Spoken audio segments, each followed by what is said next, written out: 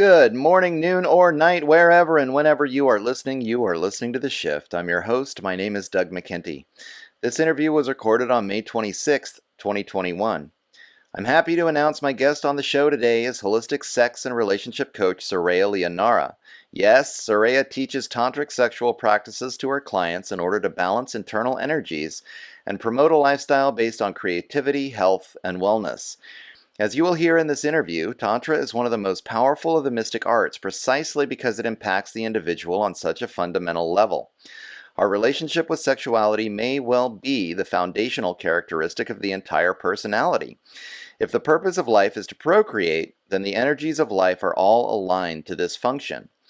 Because of this simple truth, psychoanalysis often focuses on sex and relationships in order to discern the many other emotional issues that stem from personality traits defined by this basic principle. In the philosophy of Tantra, balancing sexual energies allows the entire emotional system to enter into a natural state of psychological health.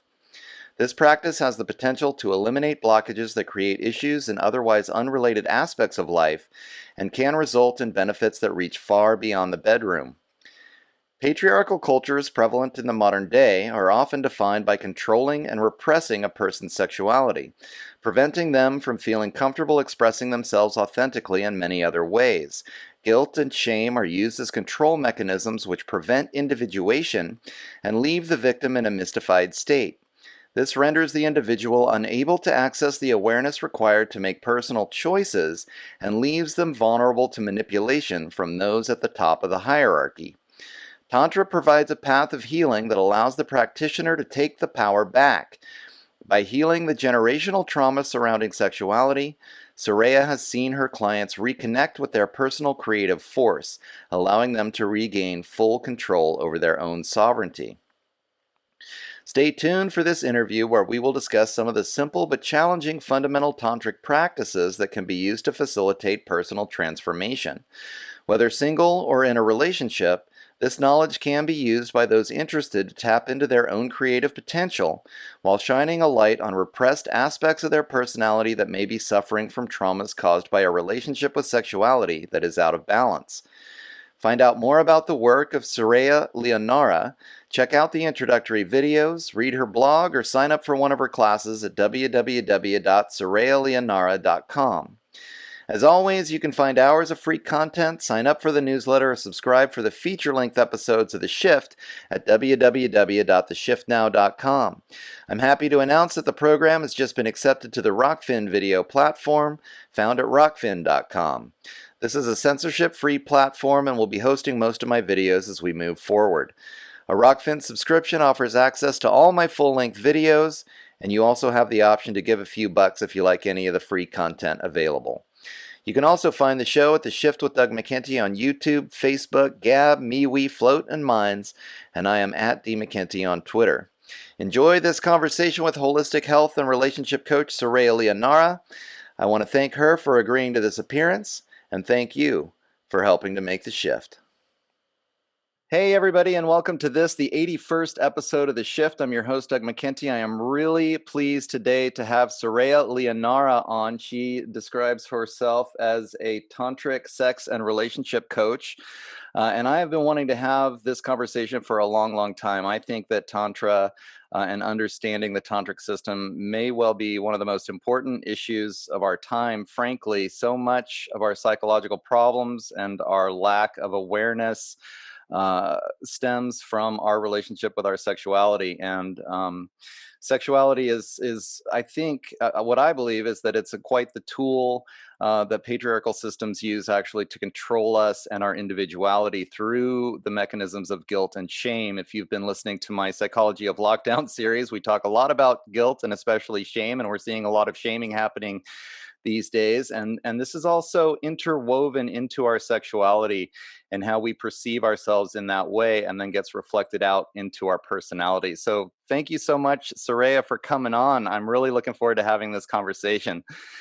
Do you want to just give my audience a little bit about your background and what you do?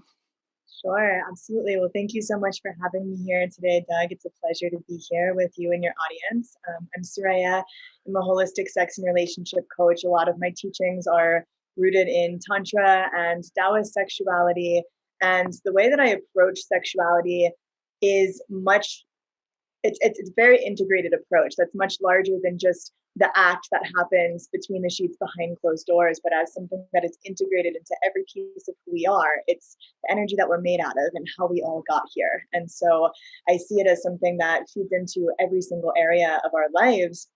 And I agree that it's some of the most important work in the world right now, because if we are ashamed of our sexuality, at its core, we are ashamed of our very own existence. And so that's a big deal. And so when we start healing our sexuality, it touches every area of our lives. And I do think that our sexuality has been twisted in a way to disempower us.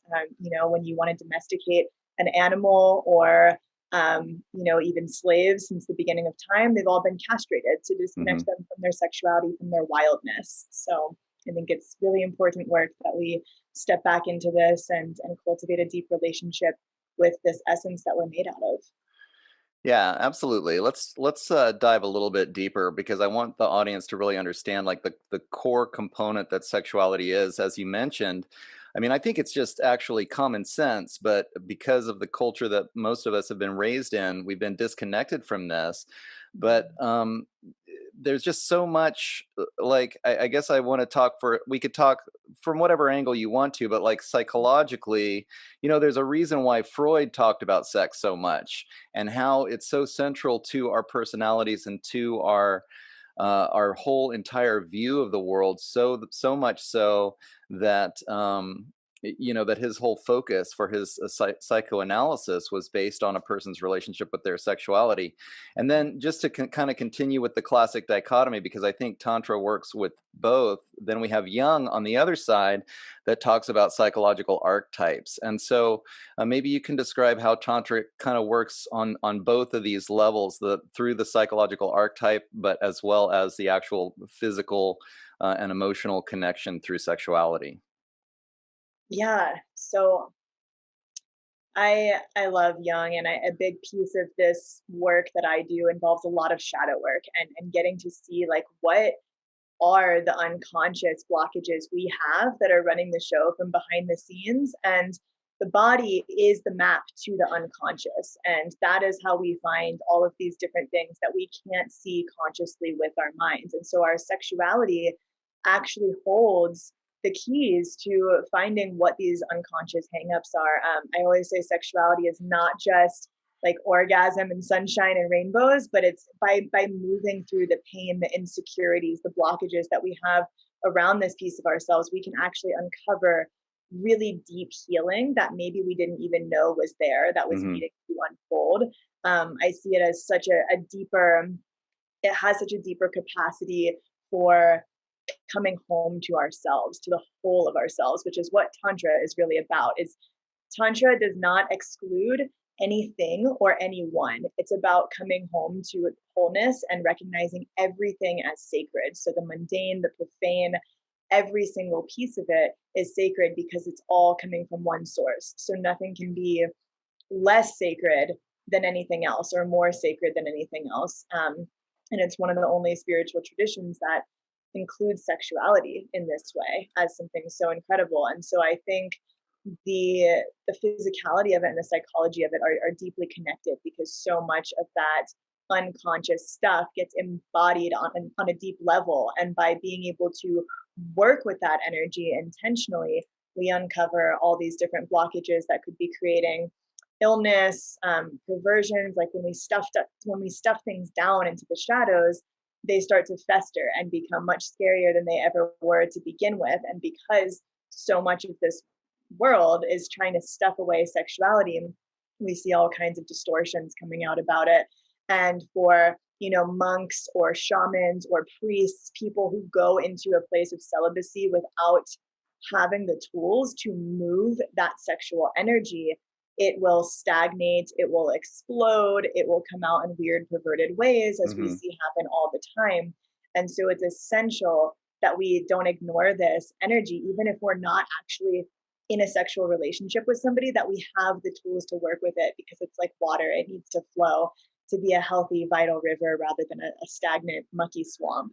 Right. You know what's so funny is that my most popular episode so far ever has been the pedophilia episode. And Oh, wow. I'm hoping that this one can like top that one because let's get back to talking about healthy sexuality because I mean this is so core to people's beliefs that and they're fascinated by it, but they're looking for that perverted perspective out of like a kind of a morbid curiosity, I suppose. But there's this flip side of it that is actually like, well, let's contemplate what healthy sexuality looks like, and maybe that is a better path to travel than focusing on the perversions that arise as a result of so much of the repression that's a part of this culture right now.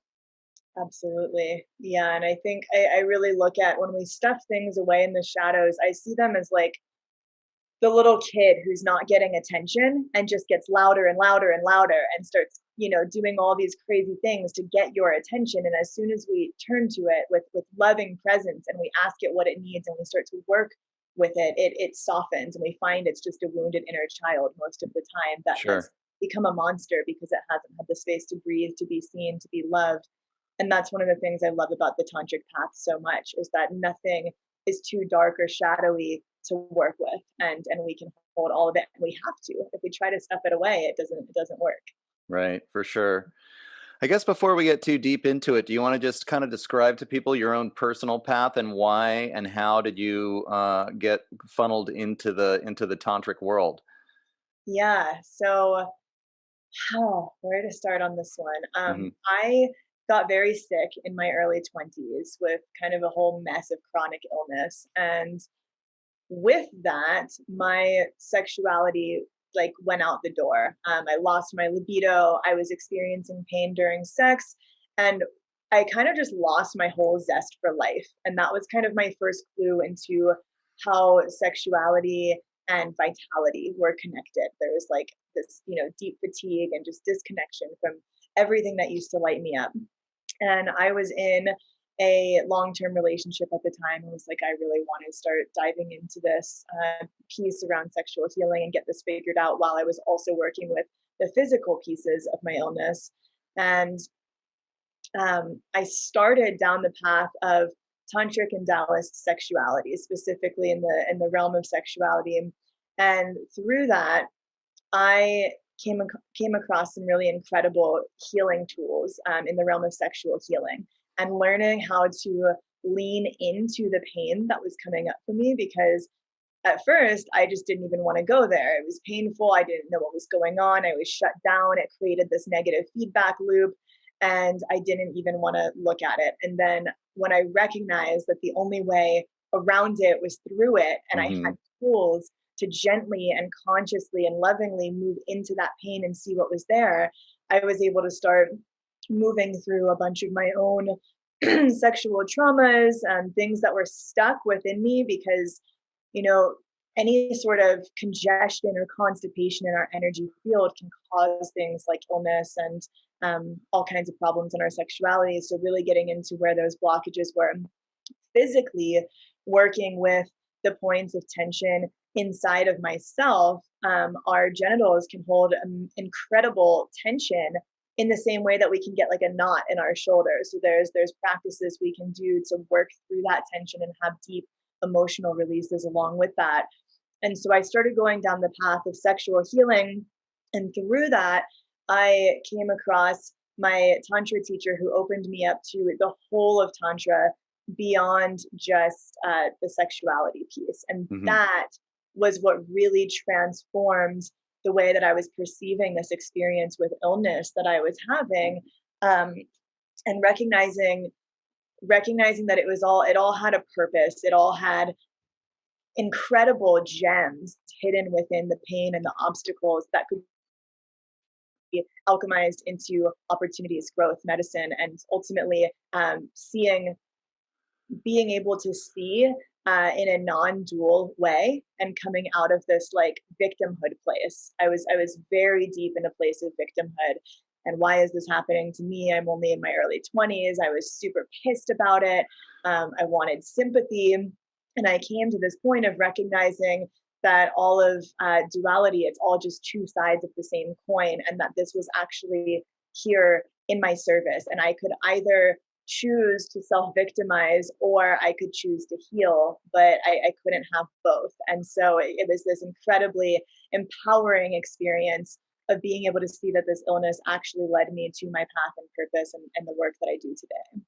Yeah, that's awesome. I mean, so many of us, and this idea of doing shadow work comes up. And as a lot of people kind of wake up from a lot of the control mechanisms of the larger patriarchal system that's taken over so much of culture around the world these days, this shadow work and these kinds of feelings come up with a lot of people. People that maybe even. I guess my point here is that because this work, the sexual work, is actually pivotal and central, and I think it can help because a lot of people are going to experience this just on a lot of levels. I mean, maybe they find out that the corporate media is not really giving them the truth, or the education system wasn't really feeding them something that was cultivating their authentic self, but was actually being controlling and manipulative. And this leads people into a lot of the states of depression because they're kind of forced into this shadow realm all of a sudden. They realize that they can no longer trust a lot of these patriarchal institutions that maybe they trusted when they were growing up, or they were just sort of that were imposed upon them while they were growing up. So this kind of spiritually awakening process forces us into this shadow realm. So can you just go a little bit further into how this the path, this sexual work is so at the core of I mean, I think all of this, like you mentioned at the very beginning, we were all created out of this energy. I think you and I probably agree the whole universe is created out of this energy. This is the core energy of creation, and our sexuality ties us to this. So I mean, one of the reasons why I wanted to have you on was just to really point out to people that as you learn more about the world around you, and as you're dealing with a lot of these psychological issues, that the sexual work is a I don't want to. It's not like a shortcut. It's actually getting to the root of the problem, I guess, and then healing that can heals the rest of it. I think there's a lot of ways to do shadow work that get some of it can get to the core, and some other path. I mean, certainly other paths all have their place, but the tantric path, I think, is uh is a really solid way to get to the root of a lot of these issues. So will you just expand on that a bit? Absolutely. Yeah, Cool. I love this question. It goes so deep. So, I mean, so many spiritual traditions are not addressing sexuality. And that's a huge problem. Right. It's a huge problem. This is the seed of our creation. It is the life force that permeates all beings. It's our vitality, it's our health, it's literally what we're made out of. It's how we all got here, it's what we all have in common.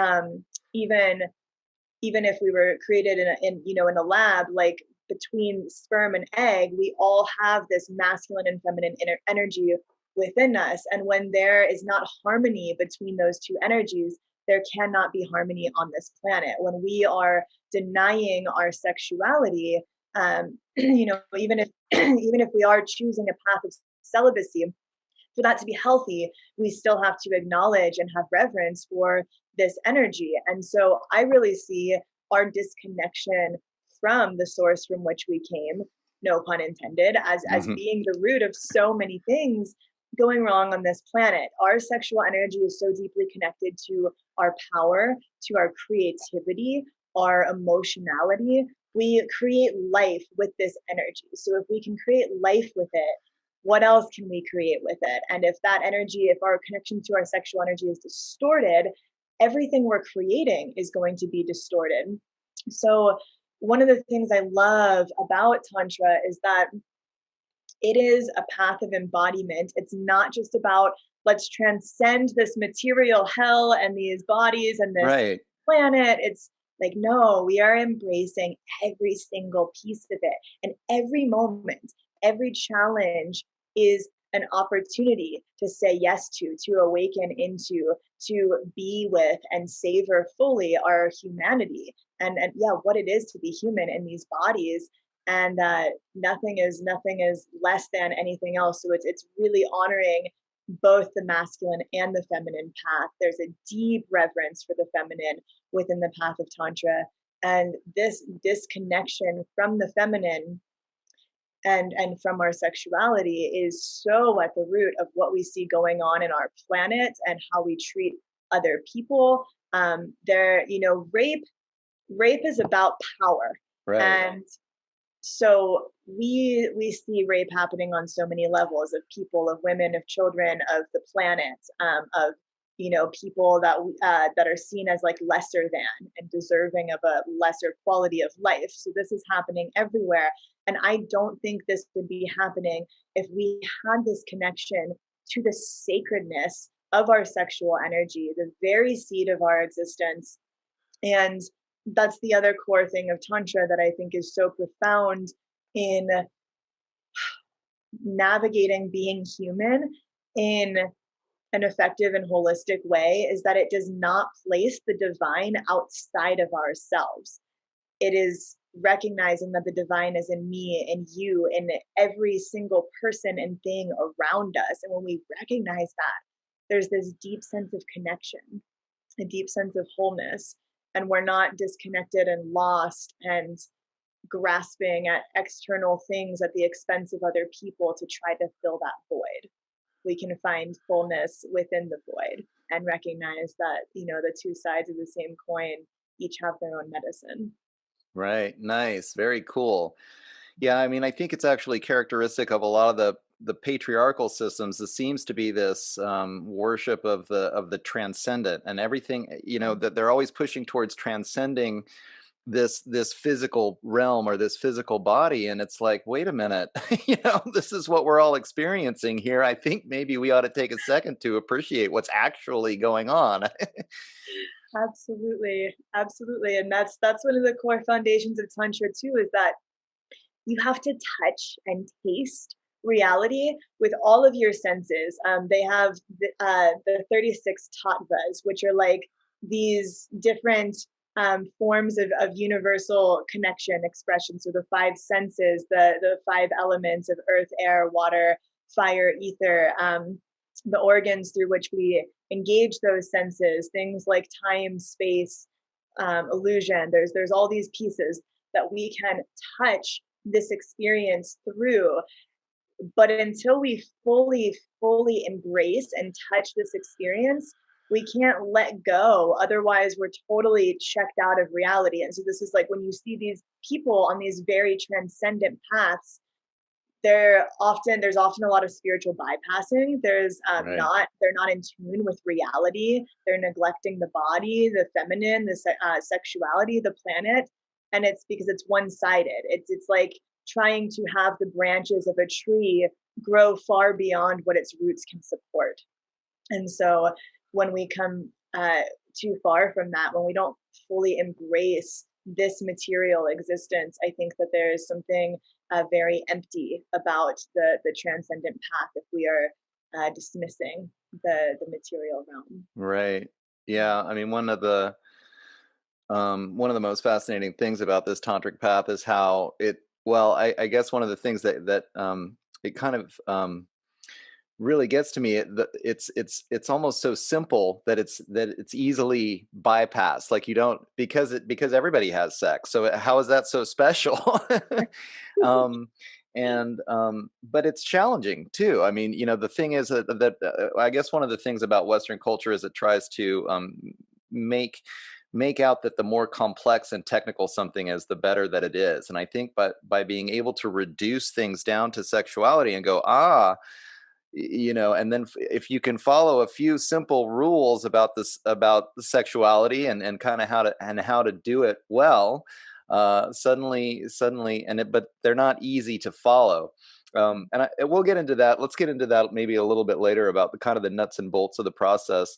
But I just wanted to bring that up because I think it's funny how, you know, we're talking about something that's just so fundamental to everybody's existence, and it's amazing that spiritual paths and philosophies and ideas and these larger issues that we're grappling with every day just sort of skips over this most essential part of all of our lives and all of our personal experiences. Mhm.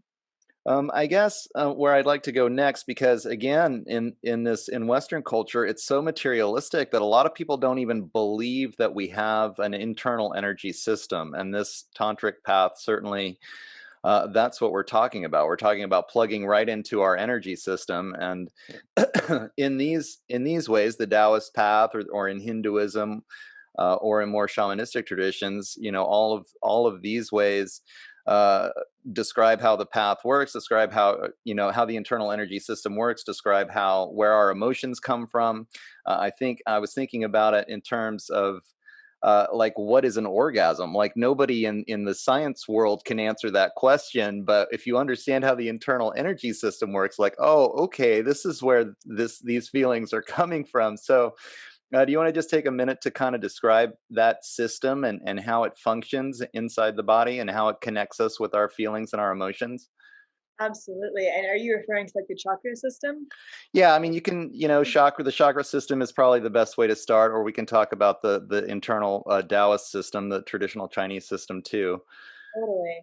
Yeah. So essentially, the chakra system is an internal map of how body and spirit interact. It's like a bridge between body and spirit, and we have there's different systems that speak to different centers. The one I work with is the seven chakra system, and so it goes from root to crown.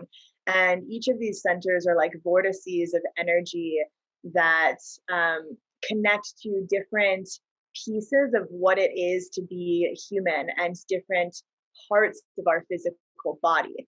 And so, what's really incredible is we can use this system to see where energy is blocked, because oftentimes I think things often manifest on the physical level last.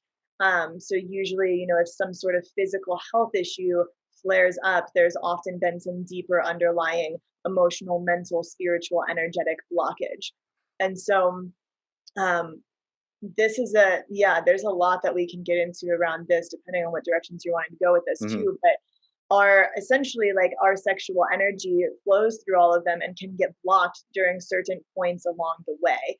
Um, One of the interesting things is that generally speaking, men's sexual energy flows from root to crown. You can think about it like the penis, or the lingam, which is the tantric word for penis. It means wand of light or thunderbolt, which I love. Um, Right. it points upwards, and it's like if you think of like evaporation, like it's moving towards the heavens. And feminine sexual energy moves down, like gravity, or like the vagina or the yoni. So yoni is the tantric word for vagina, which means sacred space or source of life.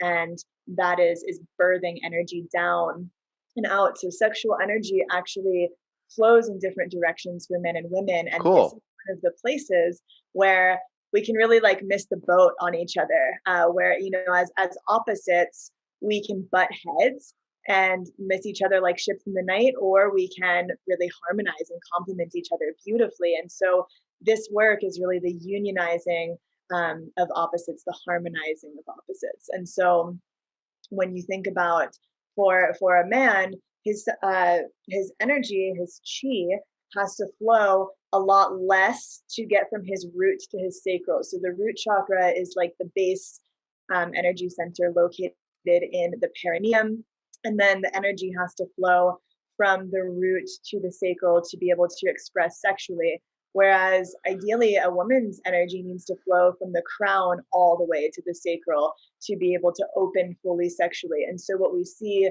a lot is a lot of women kind of skipping over some of these higher energy centers because we live in a world that is very dominated by the male's perspective of sexuality. Hmm. So, a lot of times, a woman will think, like, okay, he's ready to go.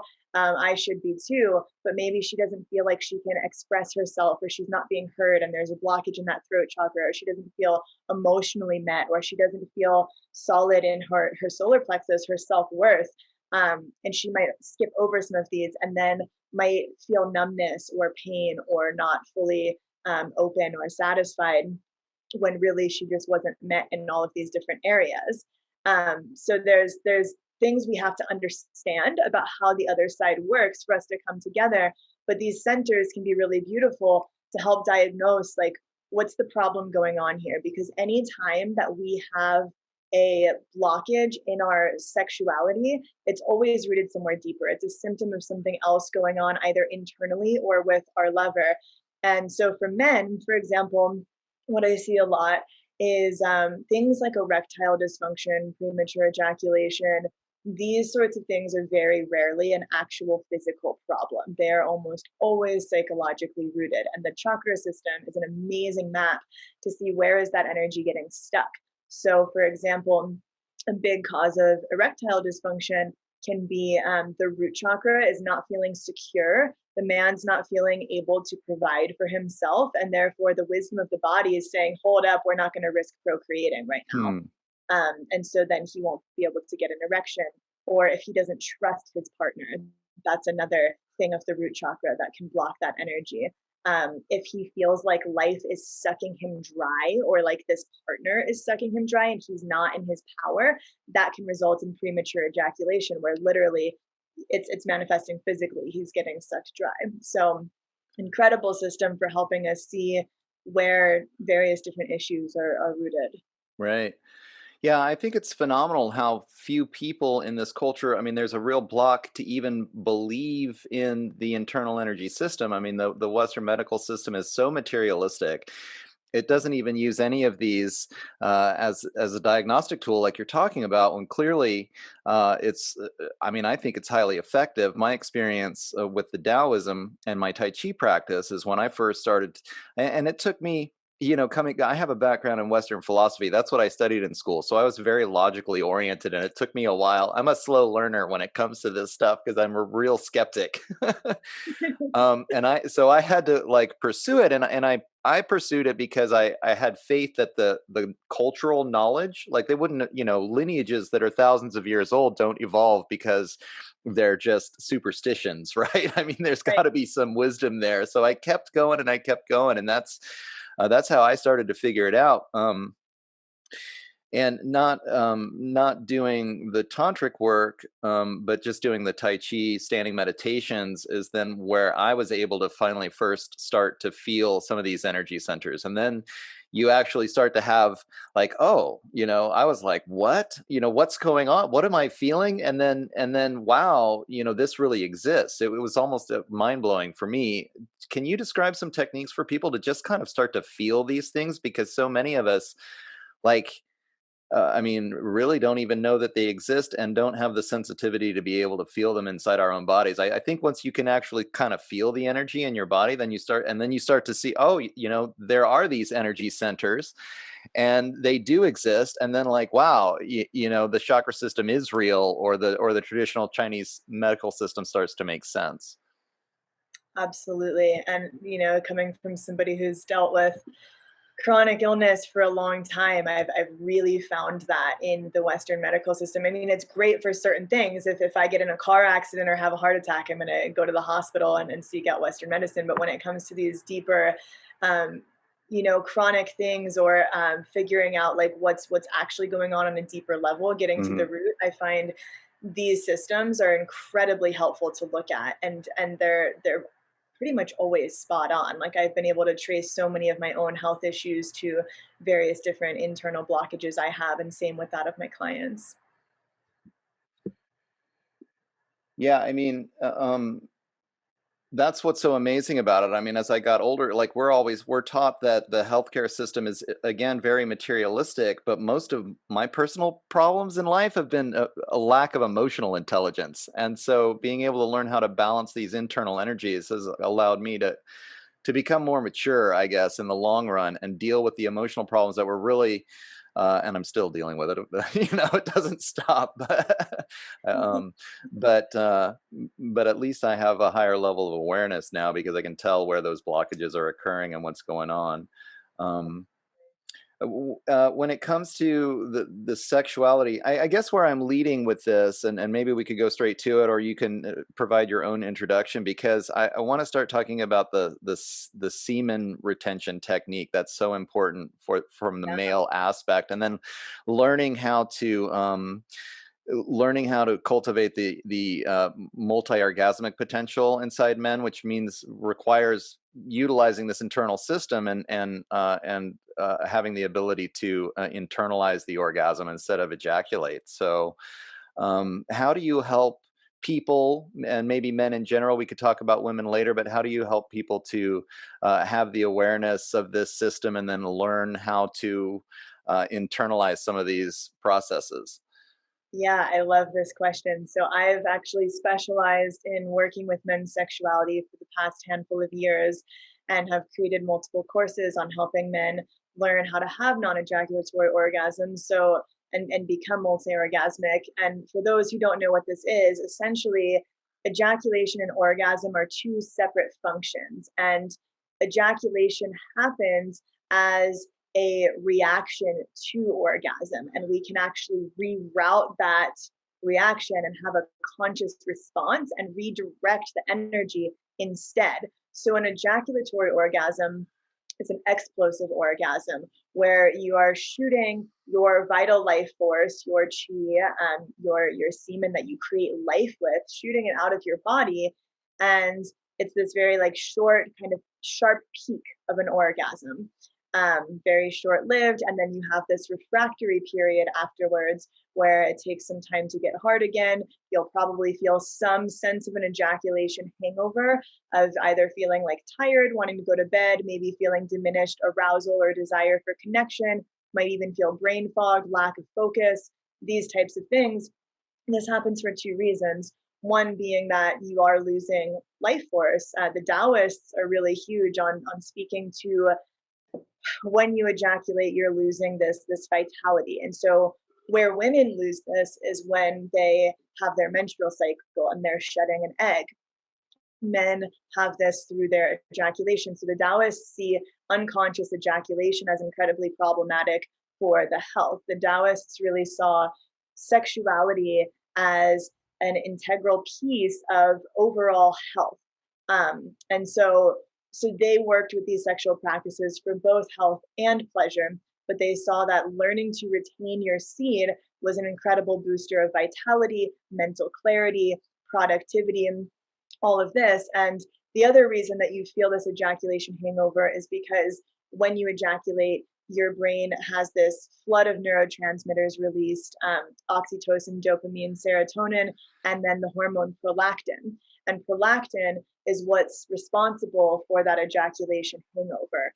And so this is why you kind of want to roll over and go to bed after. And this is another important piece in harmonizing polarities. If you have a female partner and you ejaculate and roll over and go to bed, she's probably going to feel pretty left hanging. She's going to still want some type of connection.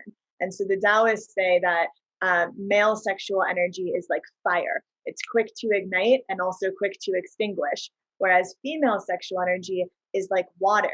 It takes a long time to boil, but once it's boiling, it stays hot for a long time. Mm-hmm. And so this is again another place where we can like totally miss each other if we don't understand this. So having the understanding of how the other works and being able to work together to harmonize is key.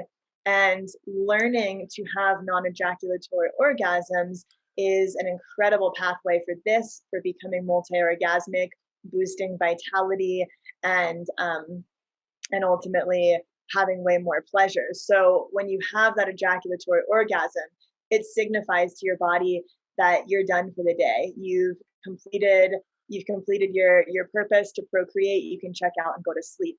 Whereas when you keep this energy inside of you and you reverse the flow of energy, you're having an implosive orgasm. So instead of that ejaculation coming out, you're keeping the energy within your body and you're circulating it throughout your entire system, which is revitalizing your whole body. And what happens is instead of having these sharp peak orgasms, you start to have these more rolling full body orgasms that kind of go like this. So they'll build and then you'll have this plateau where it's like a big rolling orgasm. And instead of dropping off on the other side, like with the ejaculatory one, you will continue to build on that previous one. So they will actually get more and more intense.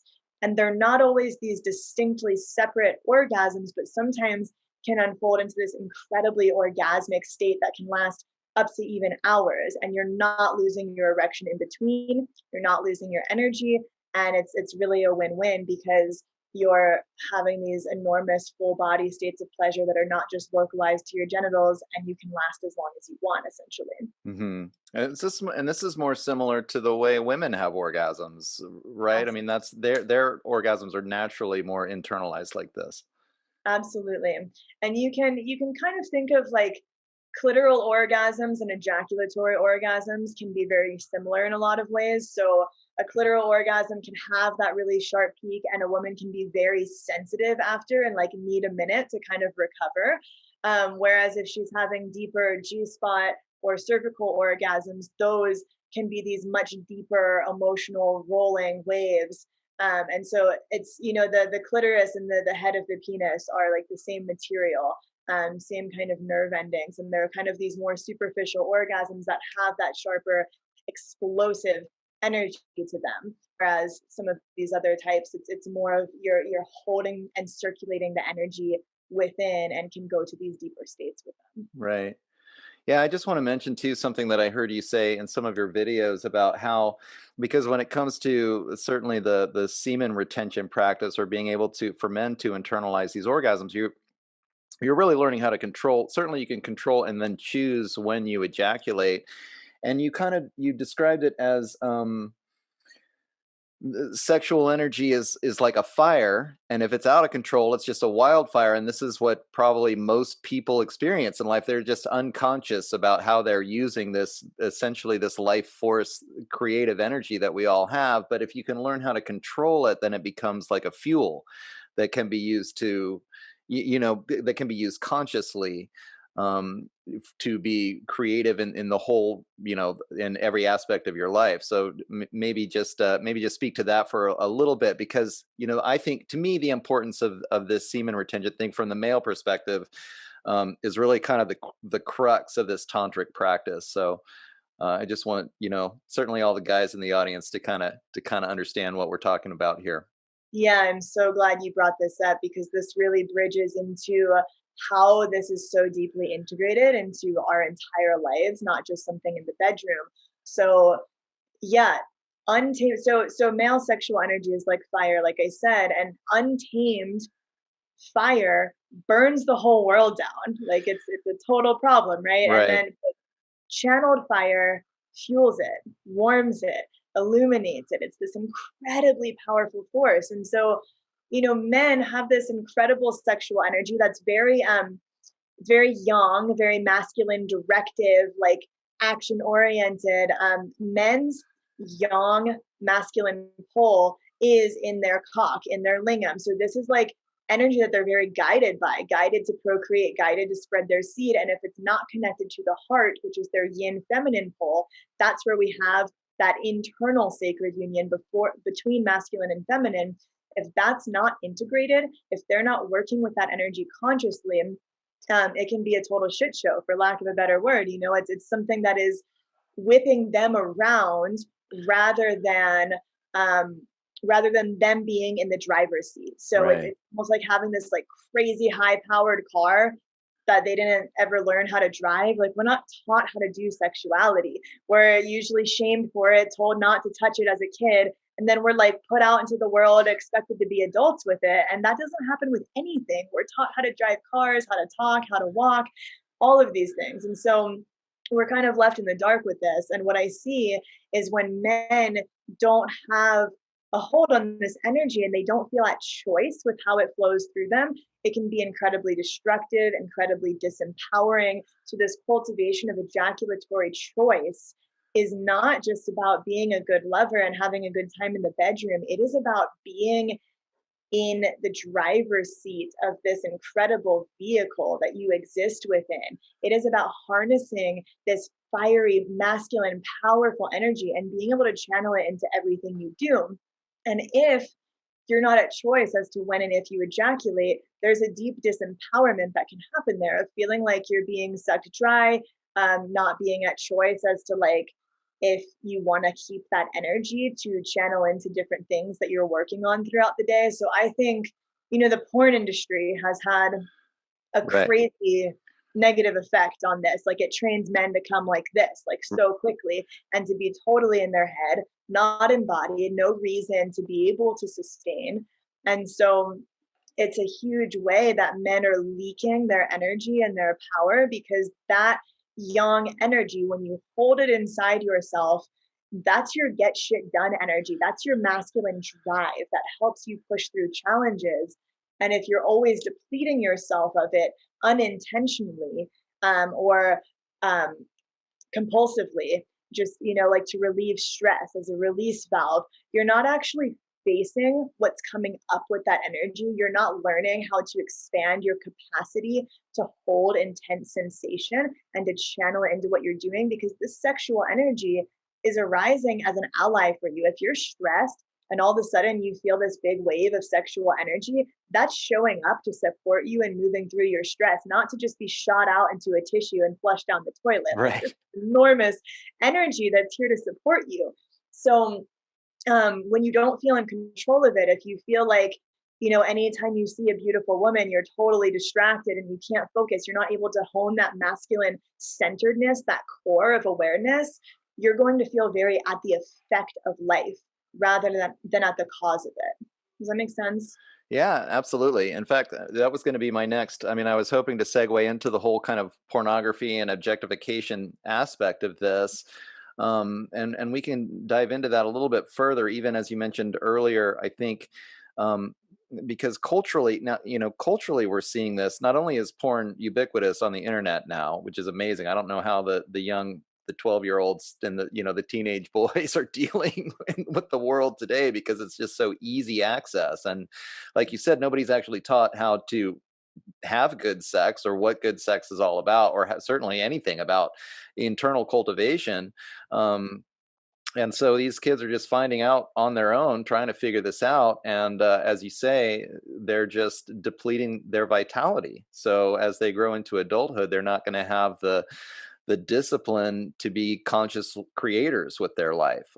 It's really sad to see. And then, like you mentioned earlier, you even mentioned our relationship with the Mother Earth, and then the objectification part kicks in. So men are basically trained to objectify women, and then in the same thing, I think it's more than a metaphor. The corporate system is objectifying the Mother Earth, and the way that we treat the planet gets all intertwined with this complete objectification of the feminine.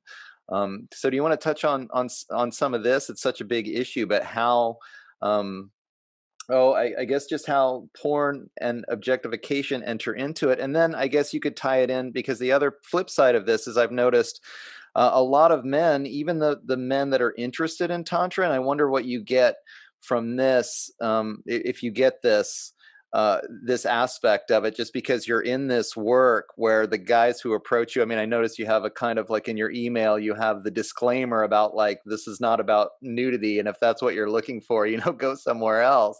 Because a lot of men, when they start thinking about the Tantra, they're coming at it from this kind of porn or objectification oriented place. And they're thinking, it's all about lasting forever so you can have orgies and threesomes and these other kinds of things. So do you encounter that, I guess, maybe with the men that approach you for this kind of knowledge? And then what do you do to kind of temper that aspect of the Yeah, male psychology that's so common?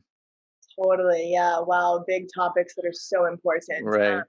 I used to encounter this a lot more. I've gotten a lot more skilled in creating hoops for people to jump through to make sure that they actually know what this work is about and want to show up to do it. Yeah. There is a huge energy of what can I get from you that has been programmed into men from porn. And we treat the earth this way. Men are treating women this way. In general, we treat our sexuality this way of like, hey, I want this from you. Give me that orgasm. And I always speak about, we need to cultivate a dialogue with our sexual energy. We need to be able to listen to it. And if it's not working from our perspective, there's a reason. It's actually a message that something is misaligned underneath our sexuality. And so if we look deeper into that, our body is always actually working in our favor and doing its job beautifully. But if we're coming at our sexuality from, hey, do this for me, and if you don't, I'm annoyed, we're missing the point. Yeah. It's an incredible navigation system. And so I, yeah, I try to really help men to see that this is like a total lifestyle shift. This is so much bigger than just lasting longer in bed. And this is going to change the way you look at everything. And it's not like, what can I do for you? It's, I am here to guide you home to yourself and to help you unlock the power you hold within. But you have to work for it. Like, to retrain your sexuality is a big deal. It's like, if Yeah. you think about any skill that you've ever learned, it took a lot of time and patience and practice and perseverance to learn a new language or an instrument or a martial art, a sport, any of these things. And people kind of want this quick fix. So, like, Viagra is so huge right now, but it doesn't fix the problem. And I hear so many men say, "Yeah, I tried it, it doesn't work." I'm like, well, yeah, it's not because your dick isn't working. It's because there's something deeper going on here. We have to dive into this. And if you don't want to do the work, if you don't want to lean into the parts that hurt, if you don't want to practice and recognize that, especially if you're deeply porn programmed, this is going to take some time to unravel. And surprisingly, not nearly as long as it took to build those deeply ingrained patterns. So it's actually Uh-huh. amazing that we can rewire it as quickly as we can, but absolutely not an overnight process. Really takes work and dedication and a deeper desire, rather than like trying to substantiate your self-worth by being a good lover. It has to be something deeper than that. If I want this for myself on such a deep level, for whatever reason, otherwise you're gonna, you know, lose your steam in trying to learn how to do this. But with the porn programming, there is this incredible addiction to instant gratification, and we have that as a culture in the West in general. Everything is so at our fingertips. People don't want to work for anything. And even the way that I do teach this work is so much faster than like what they do in the East. And people, they want it right now. And one Mm-hmm. of the biggest things that I have to say is, this is, you have to get out of goal orientation. You have to get out of your agenda and come into a place of intention and curiosity and allowance, and to see what wants to come through. Because the more that you're chasing and grasping for something external, you are missing that what you're looking for is actually already inside of you. And it's just a matter of stripping away the false layers of self that have been piled up on top of you through programming, conditioning, traumas, religion, whatever it is. But everything we're seeking is always within. And so it's this deep practice of listening, and porn has wired our relationship to our sexuality opposite to that. It makes it a very visual, mental experience instead of an embodied experience. But Mm-hmm. we have sex with our bodies, not with our minds. Yes, the mind is a powerful sexual organ. It's also what's going to push you over your edge way faster if you're off in your head rather than here in the present moment, listening to your lover, listening to your body. You have to be able to track with the subtleties of that sexual energy. And if you're too in your head, you can't hear any of that. And if you're on some trajectory of what you saw in porn, you're not even here with your partner. And so there's a lot that's happening in terms of the expectations that people have of sex. It turns sex into a performance, into like showtime rather than Right. play. And there's this huge objectification of women. It's completely disregarding how female sexual energy even works to begin with. Takes intimacy like totally out of the picture. It's usually not a real authentic connection. And and again, it's that like chasing towards the orgasm as if that's the point. And when you're masturbating specifically with the intention of, I'm just trying to get off, you're essentially training yourself to not have any presence or listening or ability to cultivate stamina. And so we see men in their early 20s with like severe erectile dysfunction, premature ejaculation, especially because you build this crazy tolerance when you watch a lot of porn. You have these dopamine blasts that signify to your body you've already achieved the reward that you're after.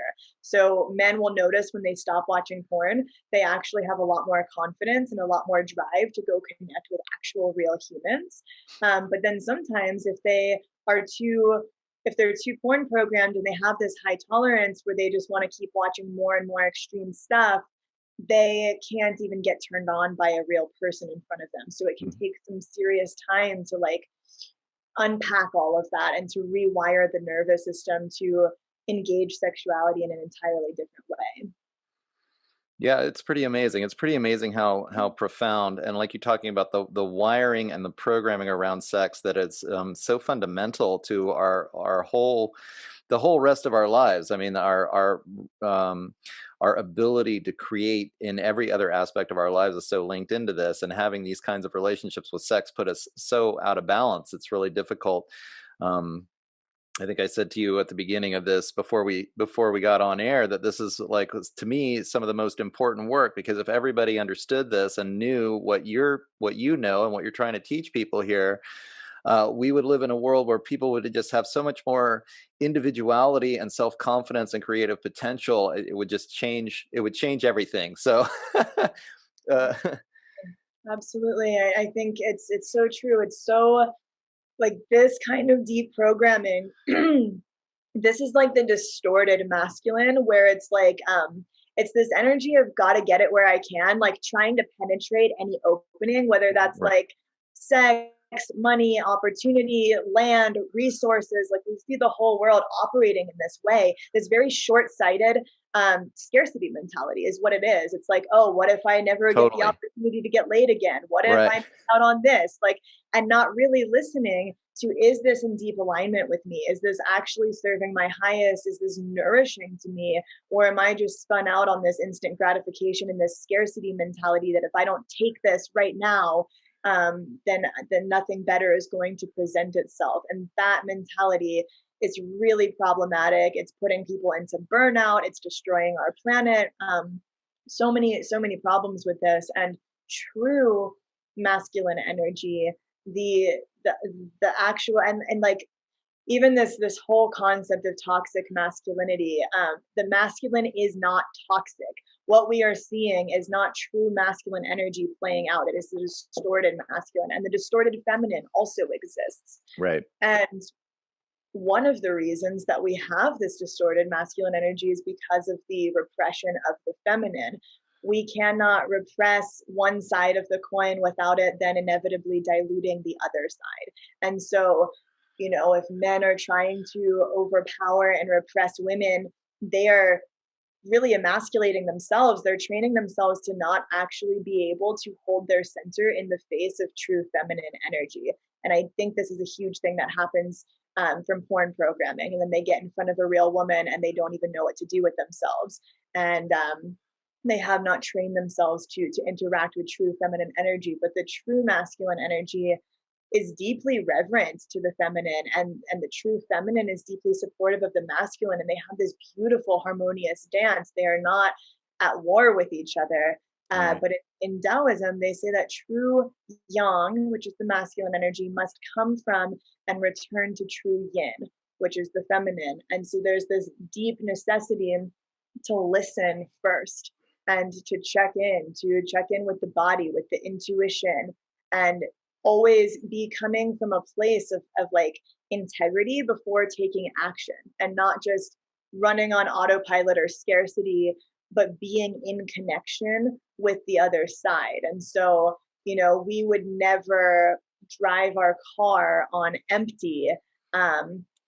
We recognize this concept in that sense. The yin is like the refilling, the gestating, the nourishing. And so, we fill our tank, we drive around, we come back and we fill our tank again. We go to sleep, and that's the yin field. And then we wake up and we go do stuff for the day, and we come back to the yin field. But there's ways that we're deeply out of touch with that yin field. Like we should be thinking about the earth and this planet that we all share before taking action in the realm of business and progress. Mhm. Everything is like so obsessed with progress that we're so disconnected from the roots, and we're destroying the very ground we stand upon. I'm just going to take a quick station break to let everyone know that this is where I made the cut for the free version of the episode. Get the full-length version of the podcast ad-free in audio by subscribing at theshiftnow.com. You can go to rockfin.com and subscribe for all premium content available on the platform to watch the video. This episode has been brought to you by Enagic Water Systems, providing ionized alkaline water straight from your tap, as well as the Freedom Era Network, which offers tools and information to make your online business a success. Find out more by clicking the Store tab at www.theshiftnow.com. Enjoy the rest of the show. Well, very cool. Very cool, Sureya. Is there anything that you want to kind of say in conclusion here? We're hitting about 90 minutes, and I think that's a great place to wrap it up. It feels like we've touched a lot of the points, but if there's anything else you want to say in conclusion or anything that you want to discuss, and then maybe you can tell people how to get in touch, how to find out more. I know you've got a free course that you're giving out on your website you could tell people about. Yeah, absolutely. So, well, thank you so much for having me here. And this has been an amazing conversation. I Great. really appreciate getting to dive into these topics with you, Doug. Um, Essentially, yeah, the best ways to get in touch with me are on my website, which is sureyaleonara.com. There's a free mini course called Liberated Intimacy that you can download. I have 2 men's courses on there that dive into all the stuff we've been talking about today. If you follow me on Instagram, excuse me, it's Sureya_Leonara, Sureya_Leonara. And I post tons of free content on there.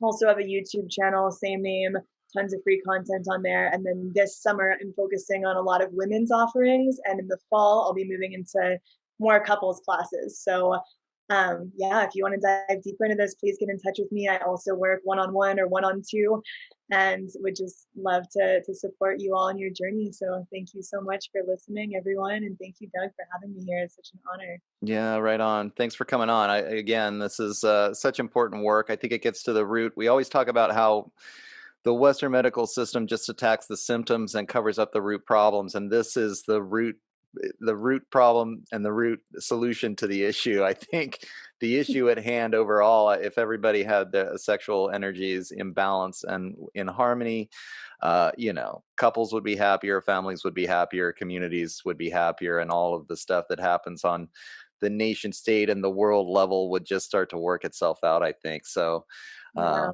When we I'll- cultivate that internal harmony, it reflects externally. absolutely. All right, and I'll just let people know that I've been your host. My name is Doug McKenty. You can find all my stuff at www.theshiftnow.com. Trying to get people to go to the website and sign up for the newsletter. That's the best way to get all my new stuff as I put it out each week. I'm doing the newsletter about twice a month now, but I'll keep you informed with all of my new stuff. Starting to produce a lot of different shows right now, covering a lot of different topics. So again, theshiftnow.com is the place to go. You can also find me, my personal page on Facebook is kind of getting some action. So you can just look up Doug McKenty on Facebook. I also have a Shift with Doug McKenty on Facebook and the YouTube channel. I'm on Odyssey as well. I'm kind of gradually moving over from YouTube to Odyssey, maybe a little bit. And then I am on MeWe and Gab and Minds as well. And I am on Twitter at DMcKenty. So you can find me at any of those platforms. So thanks again, Sureya, for coming on. Such an important conversation and such important work that you're doing. I hope it really takes off and people start paying attention to this stuff because it really could change the world. So Absolutely. That's why I do it. Thank you so much for having me here. you bet. Have a great day. Thank you too. And there we have it, ladies and gentlemen, my conversation with Sureya Leonara. I have been hoping to get a tantrika on the show for a long time because I really do think that Tantra is one of the paths that can really wake us up fairly quickly. I definitely agree with the philosophy that our sexuality is that creative force, that creative energy. It's what our bodies are designed to do. It's what all living life forms are all about is procreating, regenerating, keeping this whole thing we call life going. And our whole lives are defined by it. And it just makes a lot of sense to me, just like Sureya was saying, that, this creative energy is a huge, deep part of ourselves, and being able to use that energy consciously is it's the difference between being awake and being asleep, isn't it? I mean, I just think that it's so fundamental that it's really outrageous that more and more people aren't kind of having this awareness. I mean, a lot of people discuss how patriarchal societies are sexually repressive, and how, the guilt and the shame is constantly utilized, and how female sexuality is repressed. And we've got, a lot of people in the feminist movement, for example, that, they don't want to, they want to see the end of this objectification. They want to see a different relationship to sexuality, for sure, but then they don't really, nobody's really talking about the solution here, and the solution is this tantric work. I mean, it's just fascinating how we can really become very conscious of how we use our sexual energy, and then that just translates into being conscious of how we use all of our creative energy. I mean, the sexual creativity of life is the wellspring from which all other creative forces come from. And so I thought being able to have this conversation, being able to have Sureya on the show, and to really kind of take this deep dive into Tantra and how it works is so important. I mean, the end result, and like I said in the introduction, the end result is an individuated person. I mean, this is a path that can heal you from all of your psychological sufferings. And also, as I mentioned in the introduction, we talked about it a little bit in the interview, but patriarchal cultures that we're all dealing with, living inside this patriarchal culture that's really become world dominant. Still, of course, a lot of indigenous people around. But the empire is growing stronger every day, right? And one of the primary tools of colonization is sexual repression. And why is this? Because if we were all centered in our own sexuality, then we would be individuated. We'd be making choices for ourselves, not making choices, not easily manipulated into working for the patriarchal hierarchy, for the guys at the top of the corporation, for the guys, the generals at the top of the military organization. I mean, to me, patriarchal cultures can really be defined by how they operate in that military fashion, right? And so they're trying to make soldiers out of all of us. They're not trying to make free thinkers. And so when when I'm looking at this tantric system, it's really bringing that creative energy back home. It's really saying, hey, each one of us has the power to create, and we need to learn how to hold on to this power for ourselves. We don't want to give it away because of the guilt and the shame and the repression that we've been taught by the patriarchy. And then we're so filled with shame and guilt that we're, constantly getting triggered into these states of mystification. If you've checked out my Psychology of Lockdown series, then you've seen how that works. Boom. If you're raised in a guilt environment, if you're raised in a shaming environment, and this is, of course, all around our sexuality, right?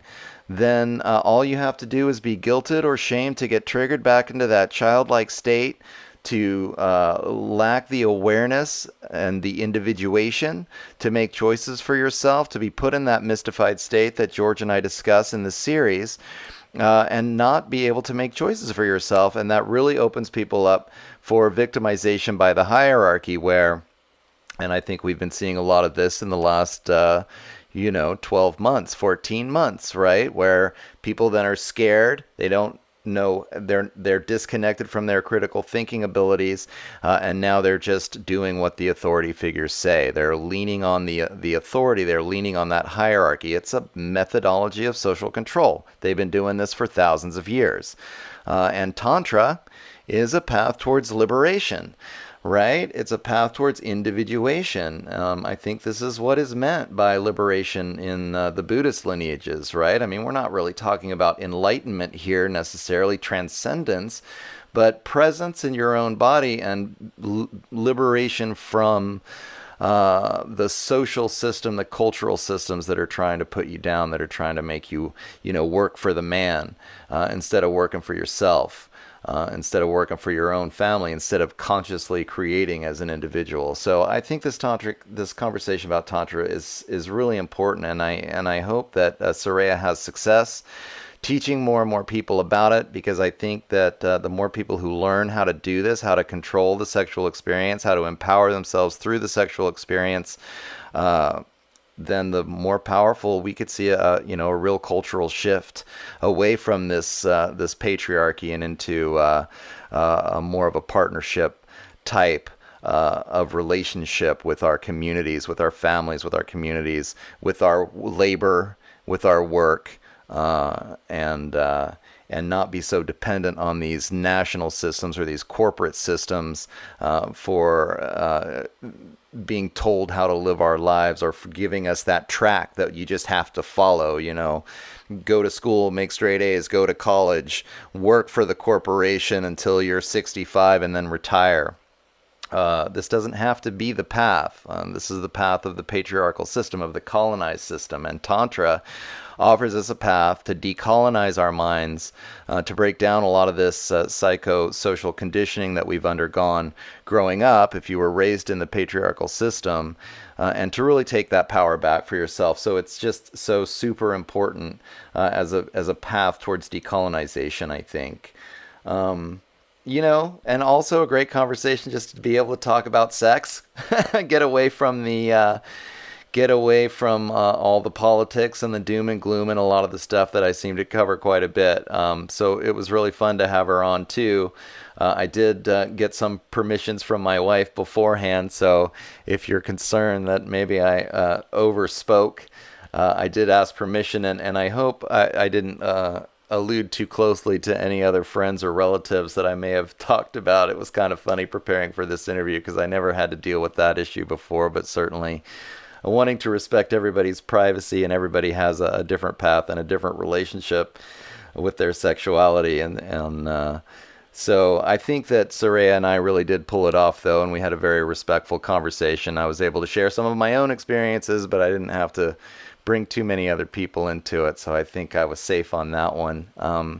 And it was just great to have a conversation, a nice open conversation about sex that didn't have that guilt or shame layer on top of it, or that concern about, what are people going to think kind of thing. And so it was a really good time for me, and I certainly hope that you all learned a lot. The practice is interesting. I mean, it's not...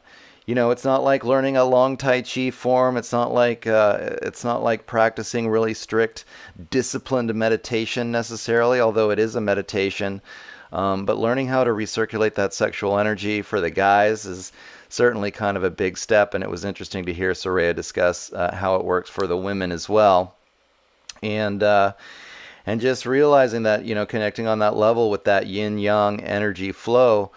I think one of the things that I like about this, when we talk about these internal arts or these internal energy arts, so often it becomes so mystical so quickly because it's a subjective experience. You have to feel it inside your own body, so it's difficult to explain to somebody else.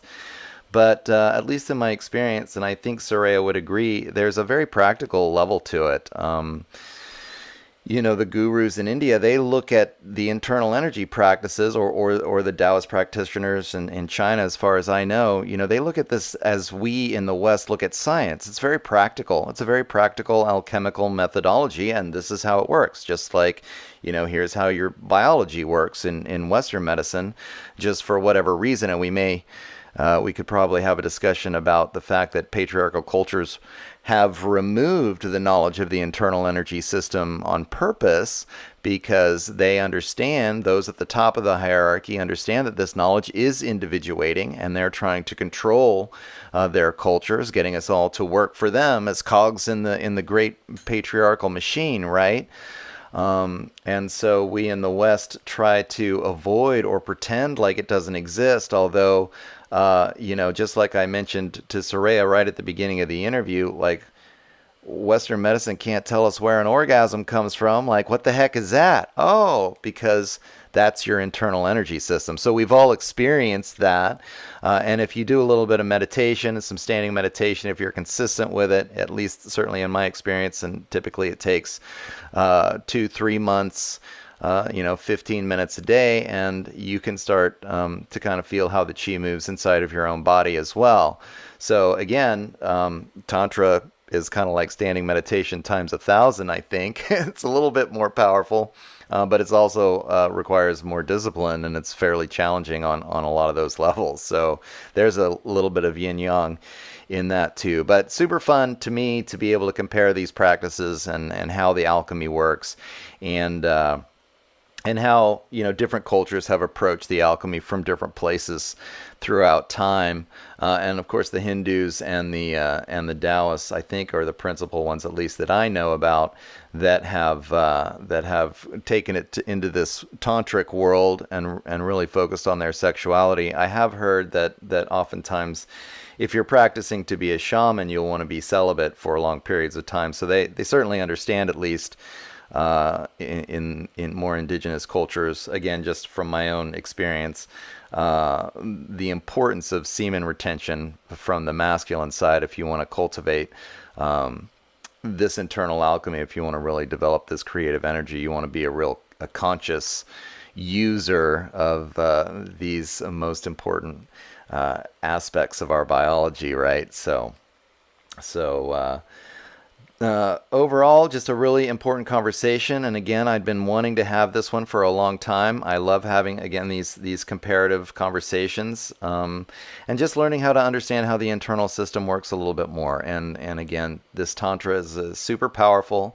It literally and figuratively cleans out all the pipes, and it can really get your mind and body back in balance. Sureya was mentioning it, that you're certainly going to be going through some of that shadow work, but if you can stay disciplined, I think it's probably one of the most powerful systems out there in terms of helping you to take that power back, to learn how to master your own domain, as they would say on Seinfeld, in a real deep way, and cultivate that individuality to start to be able to really use your creative energy for yourself and for your family in a conscious way, not just working for the man every day, like we've all been taught in the patriarchal system. So thank you very much for checking this one out, and thanks to Sureya for coming on the show. Great conversation. I just want to let everybody know that you can find all of her stuff at www.sureyaleonara.com. She's got some free videos up there you could check out, and she's got some interesting blog posts too, just some written stuff describing how what her experience with Tantra is, and describing some of the fundamentals of the practice. So it's great. I'd check it out, and of course you can sign up for some of her classes if you want to take deeper dives and find out more. So thanks again for checking this one out, and if you want to find out all of my stuff, you can go to www.theshiftnow.com.